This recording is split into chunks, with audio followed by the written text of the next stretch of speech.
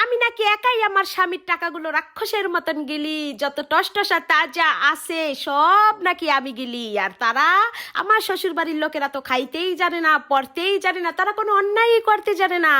তারা শুধু ফেরেস্তা, একদম সাধু বাবার থেকে গোসল কইরা আইছে। আমার শ্বশুর বাড়ির মানুষ সব ফেরেস্তা। আর আমি আমি হলাম শয়তানের হাড্ডি কুটনি, জামাইয়ের কাছে সারা দিন রাত বদনাম করি, জামাইয়ের কানটা ঢালাপালা কইরা ফেলাই এখন আমি বদনাম কইরা কইরা। আর হেরা তো আমার নামে কোনো বদনাম করে না। প্রতিবেশীরা এমনিই আমারে খারাপ কয়, প্রতিবেশীরা এমনিই কয় আমি নাকি শাশুড়িরে দেখি না, শ্বশুরে দেখি না।